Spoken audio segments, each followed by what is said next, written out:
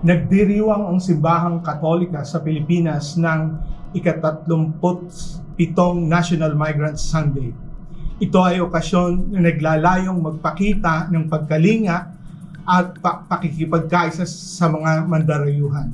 Ipanalangin sila at ang kanilang mga pamilya. Ipanalangin na magbago ang sitwasyon ng ating bansa tungkol sa migration at makatulong na mapalawak ang kaalaman ng mga tao tungkol sa migrasyon sa ating bansa.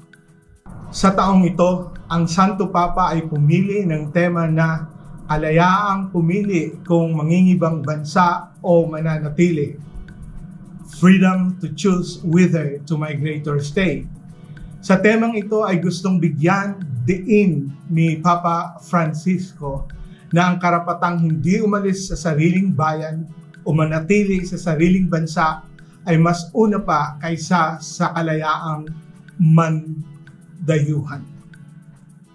Nasaksihan natin sa kasaysayan na marami sa mga nandarayuhan ay napilitang lisanin ang kanilang bansang sinilangan dahil sa iba't ibang mga kadahilanan. Hanggang ngayon ay ito pa rin ang nangyayari sa ating bansa dahil sa kakulangan ng trabaho dito sa Pilipinas na makapagbibigay ng maayos na buhay sa pamilya at makakapagpaaral sa mga anak sa may kalidad na paaralan. Marami ang napipilitang iwanan ng kanilang pamilya.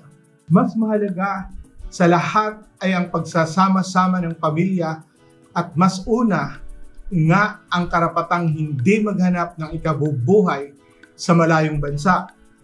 Kung susundin natin ang karapatang ito, dapat lamang na mayroong kabuhayan na magbibigay ng mga kailangan ng bawat pamilya, ang bawat bansa.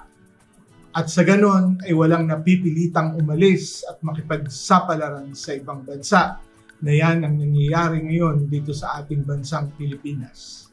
Naaayon din talaga ang temang ito dito sa Pilipinas. Milyong-milyon ng mga Pilipino ay nangingibang bansa hindi dahil sa gustong-gusto nila ito o mas pipiliin nila ito. Halos lahat sila ay napilitan lamang na umalis upang makapagbigay ng maayos na buhay sa kanilang pamilya. Nagsimula ang pagpapadala ng overseas contract workers, Filipino workers na ngayon, bilang stopgap measure ng ating bansa. Temporary solution, ika nga.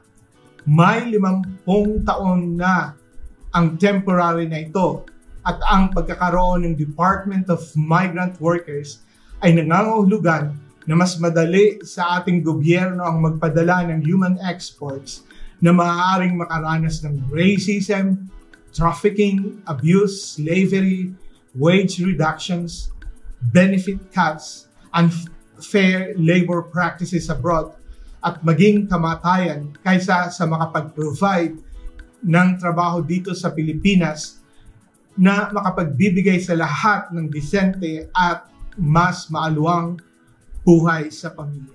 Para sa malayang makapamili na huwag ng mandarayuhan, kailangan ng lahat na makiisa na mababuti ang katayuan ng Pilipinas.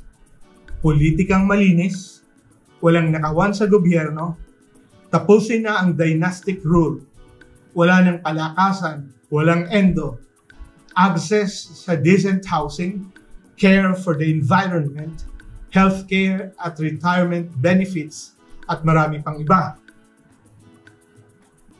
Pinapaalalahanan tayo ng Santo Papa na resolbahin ang mga kadahilanan ng pag-alis ng mga kababayan natin at bigyan natin sila ng dahilan upang piliin nila na dito na mabuhay at magtrabaho sa ating bansa.